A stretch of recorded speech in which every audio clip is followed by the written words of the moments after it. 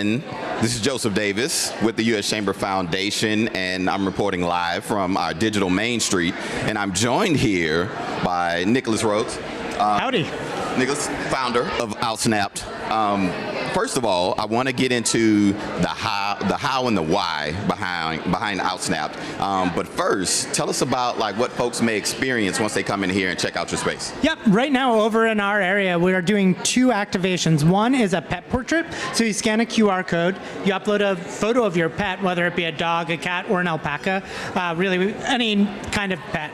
We don't judge. Right. And then you can choose a style, whether that's pop art or a comic book, and then a profession for your pet.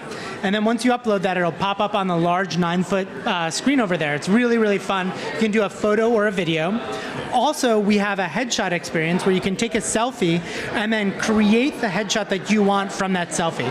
So you can do like a clean studio portrait. You can do something in an urban environment, whether you're in a high-end suit or a creative professional, tight shot or a body shot, etc. And it's really neat to be able to interact with AI rather than have AI interact with you, right? It's like the opportunity for the push and pull and to compose something with the tool. Now, how did the idea come about to start Outsnapped? So tell us, the background of it and a little bit of the why. Like, why did you feel like you wanted to start an organization or a company like this? Yeah. Well, 44 years ago, I was born. No, I'm just kidding. So it's actually kind of a long story, and a lot of it ties into my curiosity of just sort of being like one or two steps ahead of other folks adopting technology. So my first real foray into professional photography was as an event photographer, and what made me very special in that moment was not only was I a decent photographer, but I was able to take photos and put them on the internet, which now seems absurd. But back in 2000, 2002 to 2003, taking a photo and getting it on the internet was actually very difficult. So I began that way, and I started amassing a database of people that I had taken photos of and giving out business cards. And eventually I had an email list in New York City of about 250,000 people just from taking photos. So I realized the marketing potential of a photo and getting people to have now what we call FOMO, but these things, a personal brand FOMO, these were not terms that existed in the early 2000s, right? So fast forward to 2014, 15, I was getting older. I didn't necessarily want to be in nightlife for the rest of my life, and I started trying to figure out how I could make a living. And so the other thing that was happening at the same time was sort of the democratization of photography through the iPhone, right? When I first started, I was the only one in the room with a camera, and now we look around and it's ubiquitous. People have their phones out all day filming things, right? So how could I continue to get paid for my skill set? And ironically, the thing that ended up working was I put iPads on sticks and sent them out to events to be essentially a robot version of me taking photos. So we started Outsnapped from my old company, which was an event photography company, and also with the knowledge of what it had meant to build a company without knowing what I was doing. So I had sort of a second go at it. I've assembled an amazing team, and then when COVID hit, we went from being this event company to being forced to try and figure out who we were again, right? And with that became sort of this app development arm of our company. So instead of doing in-person events, we were doing a lot of online events. So the pet portrait example today is what we were calling a virtual booth, but it's the ability to participate in a photo or video experience from your own device rather than our physical photo booth. So here we are now in 2026, that two steps forward kind of thing. In 2023, I got really excited about generative AI. Now it's ubiquitous, right? We have Nano Banana, all these things, but people were not used to even the concept of being able to describe something and then see it, right? And as a creative, it was incredible for me because I was able to have skill sets that I never had before. Like I could describe a painting because I'm a creative professional, but I couldn't paint. But now I could describe a brushstroke that I wanted exactly and get it. And so I wanted to bring that to our event photography side of the business where we could take a photo of someone at an event and run it through a process where now they look like an oil painting or whatever it may be, a superhero.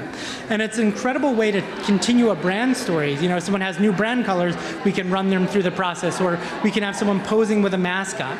So in 2023, we embarked on this journey to build this tool that didn't exist yet, right? And so we were actually patent pending for a while on the technology of taking a photo from a live event and running it through a process and coming out. We didn't follow through on the patent because we can't really go up against the Googles of the world, but it's really fun, and we have like a 3-year head start on anyone else in the space because of the excitement that I had around it.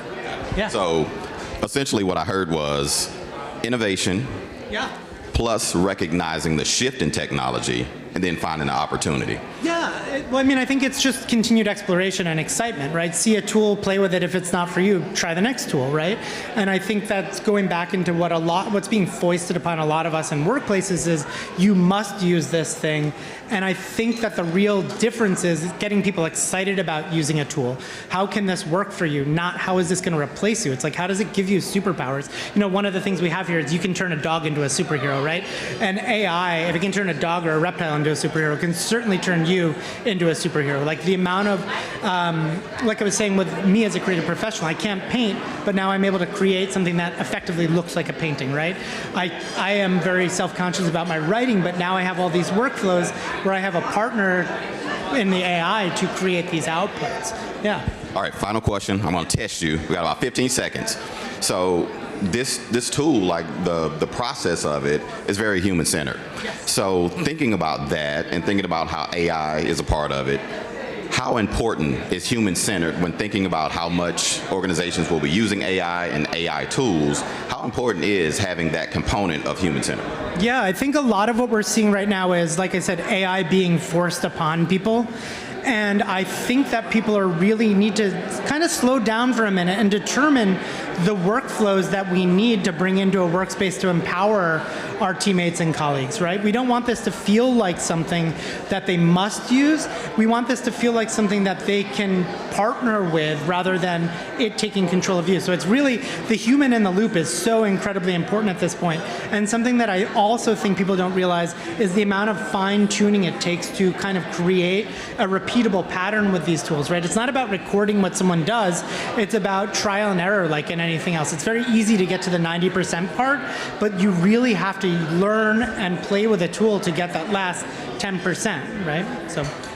Nicholas, thanks so much. I know I have to go check out Outsnapped now. I want to let folks know here, come visit us on Main Street, check out Outsnapped and some of our other companies and organizations in here. We're almost ready to get started, so looking forward to a great event.